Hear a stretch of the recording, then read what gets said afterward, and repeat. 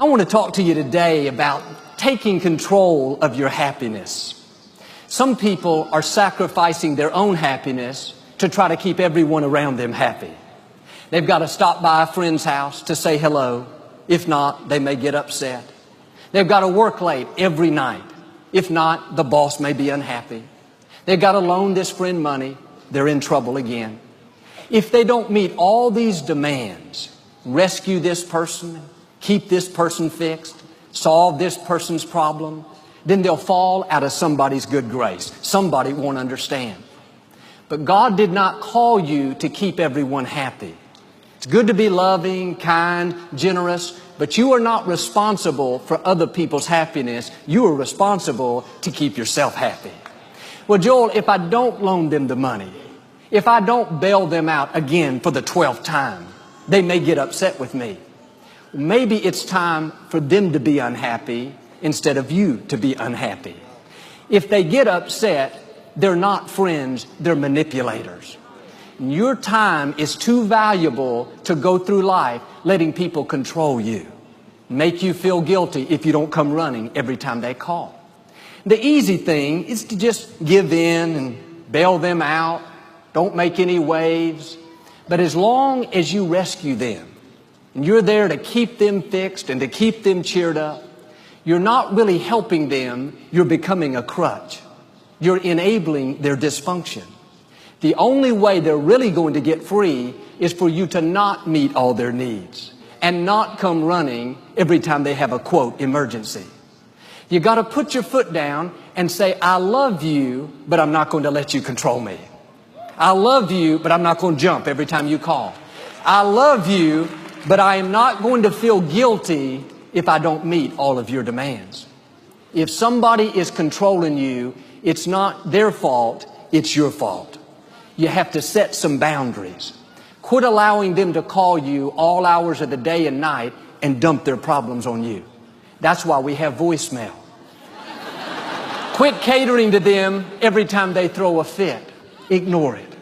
Quit loaning them the money every time they make poor choices. Don't take on that false sense of responsibility. You are not the Savior of the world. We already have a Savior. You're not supposed to keep everyone happy, everyone fixed. If you take on that job, the one person who will not be happy is you. I know this man, and for years, he had a problem paying his rent. My heart went out to him, and I helped him again and again. Every other month, practically, he would explain how something had come up and he couldn't make his payments. After about the 5th emergency, I started to wise up. He told how his client hadn't paid him. The money should show up any time. A relative got sick. He had to travel out of town, on and on. After this long, sad story, he looked at me and said, now, Joel, what are we going to do? I didn't say it, but I thought to myself, we're not going to do anything because this is not my problem. This is your problem, and I'm not going to feel guilty because you keep making poor choices. I believe I would still be helping him today, 5 years later, if I had not put my foot down. A lot of times we do things out of guilt. Well, I should help him, I feel like, and if I don't, I'm going to feel bad about it. But if that person is not taking responsibility, you're not really helping them, you're hurting them.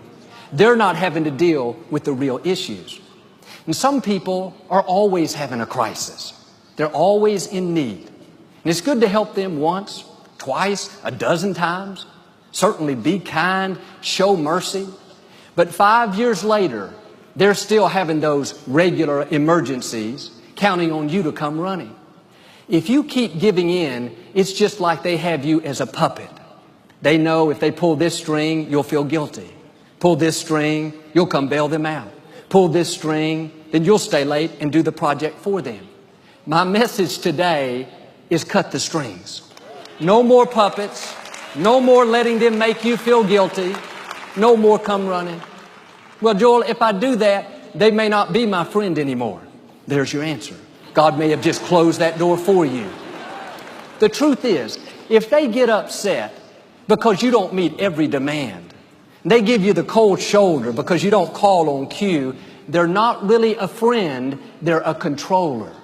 The sooner you break free, the better off you're going to be. It's like a little child, a toddler. If every time they throw a fit, you come running, you give them what they want, they'll continue to do that. They know what they have to do to get their way. But if you let them throw that fit a dozen times, even though they're hollering and screaming, you ignore it, go about your day, enjoy your life, before long, they'll realize throwing a fit doesn't do any good, and they'll have to change. It's the same principle in adults. As long as somebody can pressure you into doing what they want, they will continue to do it. But when you don't respond to their fits, you don't let their guilt cause you to give in, you don't come running every time they have a need, that will force them to look inside and deal with the real issues.